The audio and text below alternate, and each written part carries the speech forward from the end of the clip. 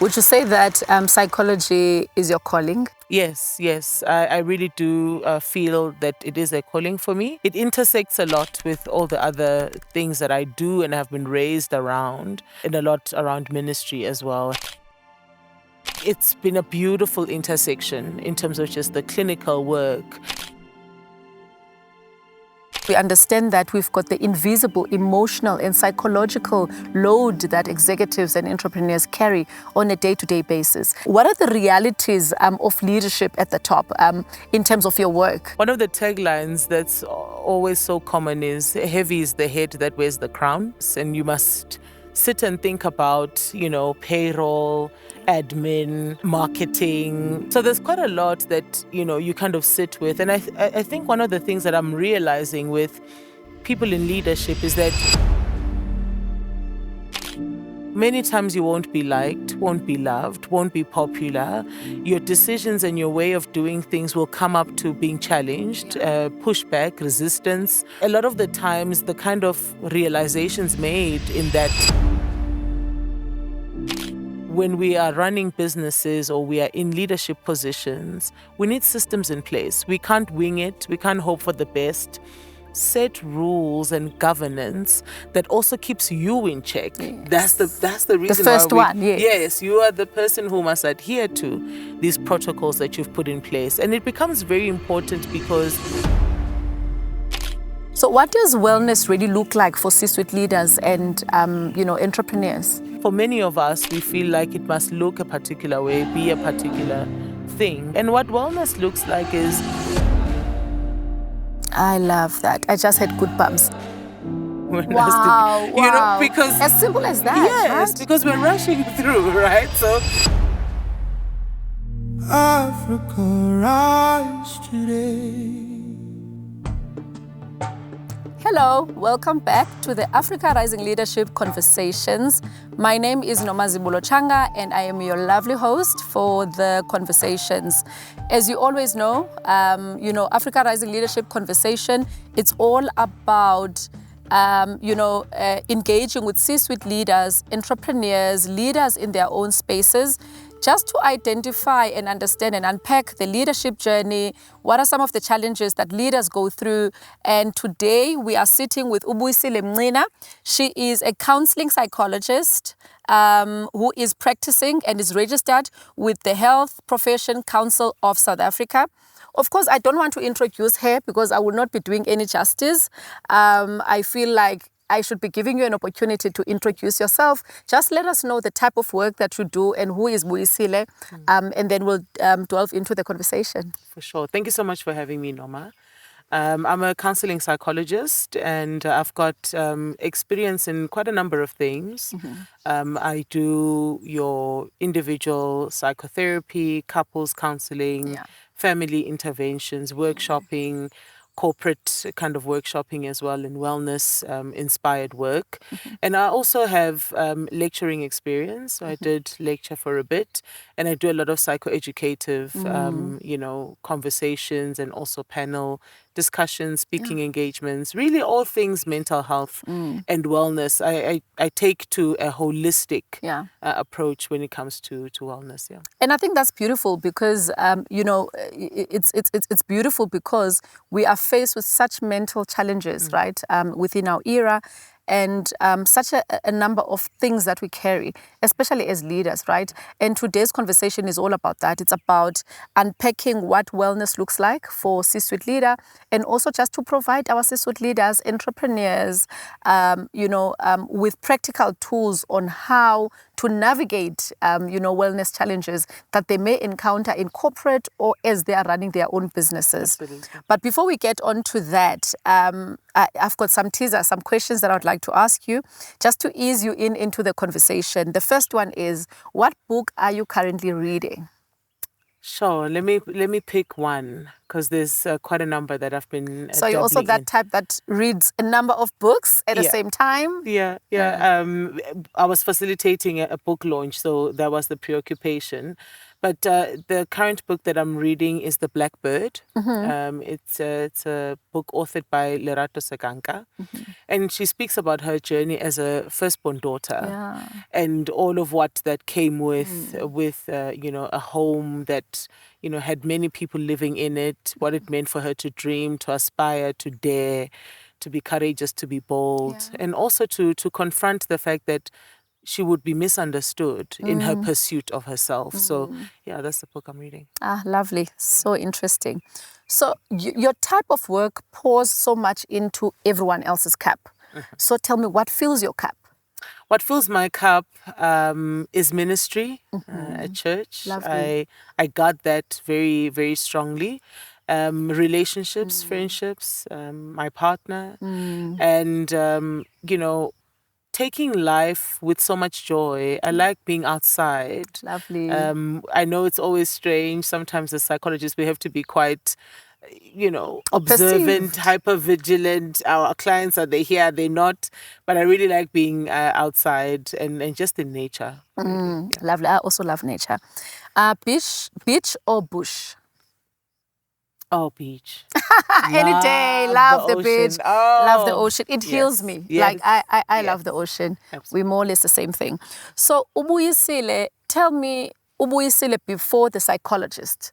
Who is Buyisile? Where is Buyisile coming from? And what inspired you to start this journey? Sure. It's a very, meaningful story because it really has roots again in ministry. I started ministry from a very young age. I was born and raised in Eswatini. And what then transpired is a lot of just being put in places where I get to learn how to publicly speak. I get to be in debate societies. And I think that kind of started to shape my very communal focused thinking around things. Debate will teach you that we can all agree, even on different sides of the coin. Yes. We can find middle ground. So that kind of experience was it. I was a child who was allowed really to be and do anything that I wanted to do. And how important is that? Today we are raising kids, we are raising the Gen Zs. Is it Alpha now, Gen Alpha? There's a lot. There's a lot. For sure, yeah. So we are raising these young kids. What does that mean to get the support at home? It's one of those things where as parents, the responsibility that you have is to be able to shape principled life for children. When you give children the leeway to be who they want to be, they must know that there are parameters to existence. And what you model for them at home is just how society works. One of the sentiments often is that, I think Oprah had said it, to say you can be everything you want to be, but not all at the same time. So that's the parameter that you start to shape for children. For children. Home. Yeah. So what inspired you to go into psychology? From as far back as being in grade 9, I knew that this was something that I wanted to do. What inspired me was a column on a local newspaper, actually. And, there was a psychologist who used to kind of get a series of questions that people would write in for, and then she would give responses to that, almost like a systoli. And I was like, this is so interesting, just the fascination around how you get around to giving people guidance for their lives at different points in their lives. So where did you study? So I started off at the University of Johannesburg for my undergrad, and then I went to UKZN for my honours, and then I did my master's at Wits University. Would you say that psychology is your calling? It's something that, God has called you to do? Yes. I really do feel that it is a calling for me. It intersects a lot with all the other things that I do and have been raised around. And a lot around ministry as well, having served in children's ministry, youth ministry, young adults, worship ministry. So it's been a beautiful intersection in terms of just the clinical work and the day-to-day work and healing as well, just bringing about healing or tools to heal. Absolutely. Yeah. No, definitely. So this conversation, as I've indicated earlier, it's about unpacking what wellness looks like for C-suite leaders, for our entrepreneurs, because we understand that we've got the invisible emotional and psychological load that executives and entrepreneurs carry on a day-to-day basis. I mean, I'm an entrepreneur myself. I've got an office that is fully staffed, and, you know, just carrying that and understanding what is at stake, right? In terms of shaping the decisions that I make, and then the decisions also that I don't make, you know, the impact thereof. So what are the realities of leadership at the top in terms of your work, you know, the work that we've engaged with leaders and entrepreneurs? What are the realities of leaders at the top? One of the taglines that's always so common is heavy is the head that wears the crown. Yes, definitely. And it's really evident in the interactions, but also even with us as practitioners. You know, you lead a whole practice, and you must sit and think about, you know, payroll, admin, marketing, you know, networking, community, you know, participation, your social corporate responsibility as well. So there's quite a lot that, you know, you kind of sit with. And I think one of the things that I'm realizing with people in leadership is that they were not particularly just placed there. They came from junior positions, you know, mid-senior positions, you know, management, and then executives. And I think there's always this being torn in between, knowing the realities of what it means to start out in this work, and also being kind of, you know, placed with the responsibility to now move into more strategy, decision making, being more influential. And a lot of the times the kind of realizations made in that position is many times you won't be liked, won't be loved, won't be popular. Your decisions and your way of doing things will come up to being challenged, pushback, resistance. You know, people will assign low morale to you and the way that you lead. So it's there's a very intense and burning gaze on women or men in leadership as well. So it is a thing of, there's so many things to juggle and to balance ever so carefully. And sometimes we are thrown off from that equilibrium. And sometimes really from the support and the ways in which we care for ourselves, we move from emotive leadership to more principle-led leadership. Tell me the difference between those. So with the emotive led leadership is that it is quite, there aren't things put in place. So it shifts often. It's really dependent on how you feel. It's dependent on what other people think. And so basically it becomes quite unmanaged. If anything, at the risk of dysregulation often. Yet with principle is set rules and governance that also keeps you in check. That's the reason the first why one. Yes, you are the person who must adhere to these protocols that you've put in place. And it becomes very important because a lot of the times when we are running businesses or we are in leadership positions, we need systems in place. We can't wing it. We can't hope for the best. We can't kind of throw things to the wind and hope that it will kind of catch on. So the principle-led is you set up protocols and procedures that also hold you accountable. Yes. And I think you touch on something that is very important, because we often want to shift accountability to the people that we are leading, instead of taking a mirror and looking ourselves and holding ourselves accountable as leaders. You know, it's kind of the saying that you have to walk the talk.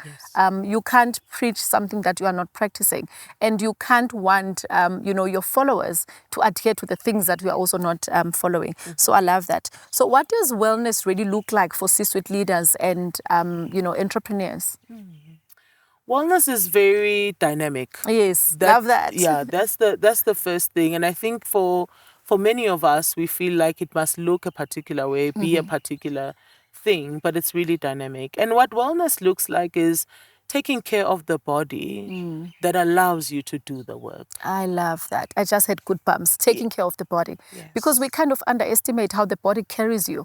The body carries the emotion. The body carries the mind. The body carries all the five senses that we have. Absolutely. So once this body shuts down, it affects all these elements that I've just spoken about. Yes. Expand on that. So when we're thinking about that, speaking of the five senses, we're thinking about mindfulness. And mindfulness is really how often are you finding yourself in a position where you are engaging your senses? When last did you taste the food you're eating? When last did Wow. because as simple as that, yes, right? because we're rushing through, right? So sometimes we're eating at our desk, sometimes we're eating later, sometimes we're in a rush, So when last did you taste the food that you're eating? When last did you listen? We're in such a beautiful setting, and as I was just sitting and waiting for us to have this conversation, I closed my eyes, but I was just listening to the sounds around me, and I was just like, it's been a while, Yeah. actually, where you really are outside and you touch grass and you kind of engage that, touch, feeling, sight as well. It's such a gift, and I think a lot of the times, because our senses are so second nature, we take a lot for granted. We take a lot for granted. So tell me, Buyisile, what are some of the challenges that you have encountered around leadership and wellness, especially with corporate leaders? I mean, it's so, and I share this because just recently I just had a call, from a senior or an executive person that has just been promoted last year to an executive role.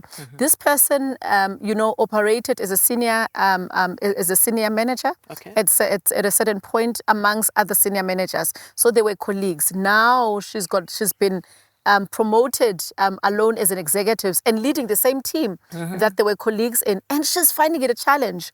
It's something that she wants us to unpack, and because I've been in a similar situation. So what does that look like in real form? Because some of the things that she was alluding to is the fact that how do I then take this team and set boundaries for them to understand that I am now a leader, but at the same time get buy-in from them in order for them to assist me to achieve my strategy. Sure. You speak of something that's quite important in terms of just what role definition and identity, especially in the workplace and kind of as you grow and move up the trajectory. The thing that becomes very, very, very important, I cannot emphasize this enough, we need to talk. We're not talking enough. Yeah. We're not doing enough change management as we should. And, the change management strategy assists in us being able to lay new foundations for new expectations. Because a lot of the times when we're promoted, we kind of just go into the new office, have the new title, but we're not oriented, and we haven't also oriented other people around this kind of shift. The only thing that we typically do is, okay, this is now the new description, these are the KPIs, and off we go. And the expectations are set very high already on day one. Yes. For sure. But there isn't a change management, there's no preparation. And people really require it in terms of just being at ease, understanding what is going to change, what will remain the same, what is the approach that I want to take as the person now who's elevated to executive level, that I want to take in terms of how we manage the team. So a lot of the times it's to also admit, I think when you're put in a leadership position, the assumption is knowing, the assumption is perfection. To admit that I'm going to learn, going to make mistakes, and I'm open to being challenged meaningfully. Okay. So what are the common psychological challenges that executives face on a daily basis? And entrepreneurs? Burnout, right up there. Number one culprit. Struggling with anxiety, struggling with depression. But one of the things that we also see is there's a struggle in the acceptance of having done too much, having put your mind and body on the line, haven't been compromising, because there's a nurturing, when you enter into a phase of leadership, you've got the responsibility for legacy. And, that preoccupies your mind above every other thing. It's like profit-led business. You are asking the numbers rather than the humanity. So the same thing is when we speak to leaders and talk to leaders, you realize that there is this resistance in just admitting, I am tired, I am stretched out thinly, I don't have capacity. Because could it be a resistance? Sorry, could it be a resistance, or it's an expectation that is created by the organization? that you have to achieve, the certain goals. And most times, based on my experience, you are placed in certain roles as an executive, as a director, as a chief people, or as a chief, chief role. You are placed there to fix a problem most of the time. And the second thing is, already by the time you step into that role, there's a high expectation and timelines that is attached to you fixing the problems. So how do we shift that mentality so that it is understood, or rather the people that place people in position have an understanding that it should not start with a negative. I'm not sure if I'm putting it correctly, but yeah, that's the sense. How do we shift? Absolutely. I think most importantly, Noma, is when you've ascended to a particular position, you almost have to believe, firstly, as the person being placed there, that you can now leverage of your expertise and leverage of your experience as currency at the top. Yeah. Because a lot of the times, people don't have currency at the top. It almost feels like we've placed you here, but we hadn't actually interrogated the esteem of being here, right? And the confidence of being here. So when you are at that position, see yourself as a person who can start to co-construct with directors or CEOs or stakeholders. That co-constructing becomes very important. Very important, yeah. Do not go into the room and silence yourself or be silenced, because then you just become the pawn in the game, and a lot of times, some executives will express that they have authority but no power. Yeah. And it's because you can't leverage your expertise at the top. How does one leverage their expertise at the top? Like some of the key practical tools that you can offer us in terms of how do I, when I step into a certain role, remember, sometimes there's inferiority that creeps in. Am I good enough? Even though you know that your experience speaks for itself, your expertise and your skills speak for itself, your qualification, but there is still an element of, am I good enough, right? Maybe we can start with, where does that stem from? And then how do we then make sure that we leverage on our expertise to create a certain currency at the top? Yes. As human beings, we want, we kind of gravitate a lot towards reward versus consequence. It's an ego, aspiration for everyone. And that's where that comes from, where you're thinking of how, what is my influence? What is my status? What is my ability to move certain things around? And inherently, we also desire to be liked and loved.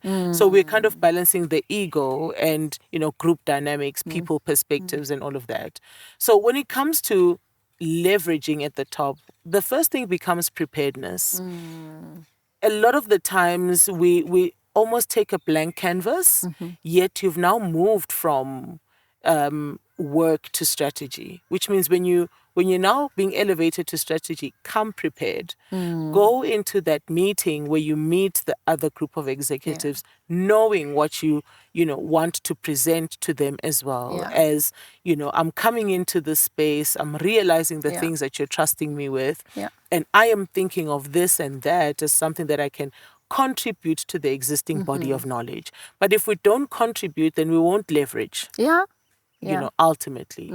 And tell me, what are some of the practical tools for wellness for C-suite leaders and entrepreneurs? Slow mornings. Slow mornings. Right. There's a book called The 5 a.m. Club. Yes. And I know a lot of the times people have kind of said, oh, it's so ambitious, it's so, inspirational, over the top. Can you really achieve it? But in principle, what that book is asking you to do is slow down your morning. Wow. That's the sum of that book. Yes. The strategies and the goal setting and all of that comes from the slow morning. Yes. So that's the first thing to do. Slow down your mornings. What does that do? What does slow mornings do to you? So what slow mornings do is they regulate your nervous system, right?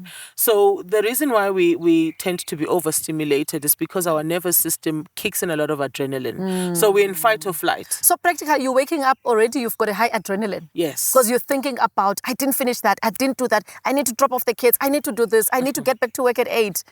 So the slowing down says I'm giving my body enough time because it's been I'm hoping you slept at least a decent amount of hours. What does that look like? What's a decent amount of hours?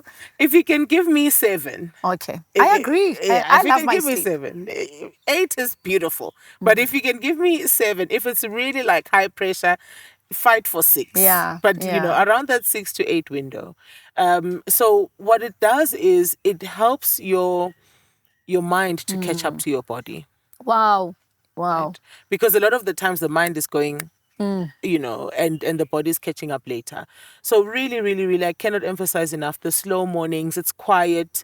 It's not demanding. You're not looking at your phone. The ping and the email, and it's not there. It's just your time. Yeah. And, sometimes there's something about just getting up, opening the windows, drawing the curtains, having a cup of tea, even if it's at 30 minutes before we're now moving. But it just helps regulate your nervous system.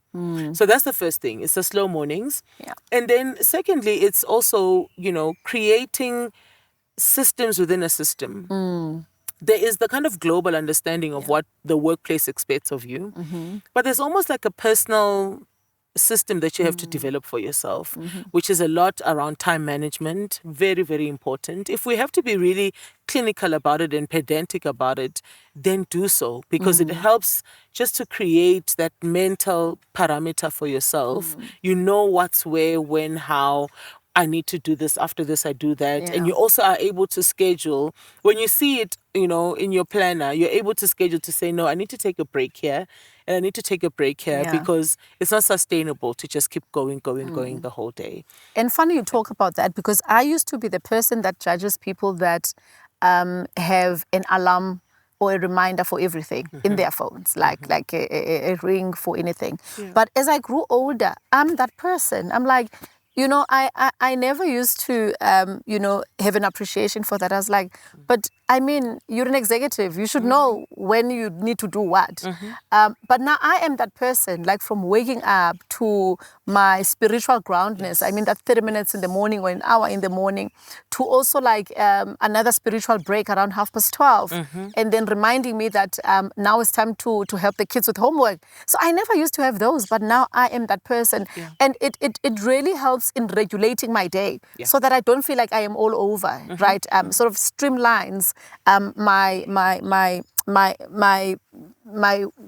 work throughout the day, if I can call it that. Yes. For me, if it's not on my calendar, it doesn't exist. Yeah. It's one of those. Yeah. Because I'm just like, I need to be very clinical about it. Yeah. So the structure becomes very important. And I think also it's communicating the support that you need. You can't get to everything. If we're being quite honest, work-life balance is an ideal, but a lot of the times you realize that something is often off balance. So you need to communicate what you need at a particular time. Yeah. If work is, kind of intensifying and you're at a peak period, communicate that to the people that support you, with your kids, with your household, with all the other needs as well, to say, I have this amount of capacity. And then also be very intentional about being recreational. One of the things that dull us out as human beings is we stop being adventurous, we stop being creative, we stop being curious, we stop really engaging in the innocence of life. When last did you get lost? Right? Because everything is so, you have to know, you have to, when last did you get lost? When last did you change your order on the menu? You always order the same thing. Because it's less just admin. programmed like that, right? course, We get to a restaurant. Yeah. My husband already knows what it is that I'm going to eat, because I only have 2 options. Yes. Yeah. So that's the adventure. That's trying out new things. A lot of the times people are like, I've lost touch with what I used to like. And I'm like, you've evolved from that person. Now it's about being able to expose yourself to what could be my new interests, because we're at our desks, the 9 to 5 is a real thing. And, the weekends are, that's when we think we can recover. So we're not outside. We're not curious about life. If you've got children, take the time, put the phone aside, and just listen to the way that they are starting to shape their understanding of the world. Kids have a lot to say, some of which you're like, how did you even come up with About that? this, at this age, For sure, very intelligent as well. And if we're willing to learn from kids, we go a long way. So really that recreation, guard it, you spoke of spirituality. Where, if you go to church, if you meditate, if you journal, if you prefer to be in nature as a form of anchoring, guard that. It becomes so important. A lot of the times people will most likely misunderstand. Yeah. Oh, okay, I see, a PA will call, I see you're booked for yoga or the spa or golf or whatever the case may be. Can you move it? Because then it's like, no, that on Mondays at this time, this is the time that I've set out for and myself. if it's in my calendar, I will honor it. Yes. Yes, there is an intention why it is there. So tell me, just a second last question around this conversation. As leaders, we've got, we've got mentees, we've got children, we've got husbands. We are navigating everything, right? And then we still have to show up. How do we then ensure that we show up as the best version of ourselves in order for us to contribute to the success of the organization or the success of our businesses while juggling all these balls that are just available for us? And sometimes they tire us, they drain us. Yeah. One of the things that, to consider there is, what does it mean to be needed? And what does it mean to assign responsibility to other people? We do too much. We carry too much. And some of the things truly could be delegated, truly could be managed differently. With our children, we could teach them to be a little bit more autonomous and independent. We could start to teach them how to also govern themselves so that we don't feel like we have to always step do in that. all the time. Yes. Yeah. Teach them how to prepare for their day at school. If you forgot something and we can't get around to it, come back and talk about the fact that the lack of preparedness has consequences like this, so that they know the importance of it. With partnership, lean on your partner a little bit more in terms of what you need as well, because the best version of yourself is a rested version of yourself. Very much rested. A rested version of yourself. So it needs for you to know what am I absolutely needed for, and what can be allocated and assigned to the people in my life. Because ultimately in partnership, it is that partnership. It means we are able to bear witness to each other, and we're also able to bear each other's burdens. So it really is a thing of thinking about, there is me that I need to take care of, and then there are the responsibilities that I have. But with those responsibilities, there are also mechanics around it, and how do we get around to that? Thank you so much for that. So in closing, how do we build sustainable and healthy organizations and healthy individuals in organizations? Yeah, sure.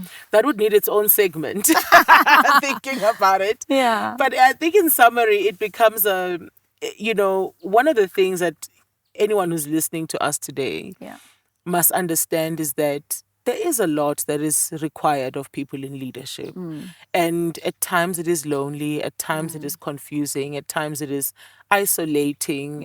There are so many opinions. People have a lot to say. And if you gave them the same platform, they would realize that they've been unkind, inconsiderate, and all of that. Yeah. So creating meaningful, thriving environments for ourselves and the people that we work with really relies on a community of understanding. I think it becomes so unfair to almost feel like the leader must be there and they must know what to do, because sometimes it's a frustration. If I'm to just reference a biblical text, Moses was given this responsibility to take the children into the land of the promise, and along the way you see leadership and the, Definitely. and the Tested. highs and the lows, and the fact that should you, out of frustration, do something out of covenant, it is the leader that bears the consequence. Moses is the one who God said, you will not enter, but the people will enter. But if he had just guarded, if he had just taken a moment, if he had just not responded so impulsively, the story would have been different. So a lot of the times it really requires community, but again, the principle is going to anchor you in the way that you lead people. And ask people, check in with the people that work with you. You know, sometimes it's one of those things, you press the elevator, you go to the C-suite, it's so disconnected Very to much everyone disconnected, else, you know. But you need those very Mm. people to do the work. So come back to people often, check in, how are you? You know, there's something that it does to someone to know that you care for the fact that, how's your child doing? They And, were my, in and my matric. leader is close proximity. Yes. Yes. They were in yeah. matric. Did they do well for matric? Yeah. How are you feeling? Now you're going to be an empty nester. Just that split moment of, I'm coming to you from a humanistic perspective, does a lot for morale in the workplace. And I couldn't agree with you more. Thank you so much, Buyi, and thank you for having this conversation with me. I think I want to share the story of how I met you at a recent event, you know, where you provided really practical tools on partnerships, right? Could be friendships, could be partnerships at home with your children. And I thought this is very interesting. And this is a conversation that we need to have for leaders. And as I've indicated, that leaders carry a lot, right? In the workspace, as entrepreneurs, with children, with everything that we have that is going on around, and the expectation that you have to show up, and you always have to show up the best version of yourself. And you know, the mentality that we never get tired, we must always do the things and do it right, etc. So it leaves us wounded at the end of the day, right? And I think it's very important for us to share openly about these practical tools that can assist us as leaders, like you're saying, the slow mornings. And, you know, embracing the fact that you don't know it all and you can't know it all, and asking for assistance when you need it. So thank you so much for this conversation. It was truly a fruitful conversation. Thank you to everyone that is listening. This is the end of our conversation. But before we end the conversation, how do people get hold of you? Like, how do I? Like now, I am a leader in corporate. I am frustrated. You know, my team is not coming on board. And sometimes it's us showing up. It's us showing up or showing our trauma up at work. You know, our trauma shows up at work. So how do we then reach you? And what are some of the, you know, platforms that people can reach you on? So on Instagram, my handle is Buyisile Mncina. And in terms of contact details, 078 395 5930. That's where you can kind of reach me, and then we'll facilitate the onboarding from there. Thank you so much, Buyi. It was such a fruitful conversation. Yes, I had a good time. I had a good time too. Until we so see much, each other again on our next episode. Thank you for listening. Goodbye. Africa, rise today. Thank you for listening, and thank you for tuning in. So we are available on the podcast, Apple Podcasts, or any other streaming podcast. Please do comment, subscribe on both the podcast as well as our YouTube channel, which is Africa Rising Leadership. Until we see you again next time. Thank you.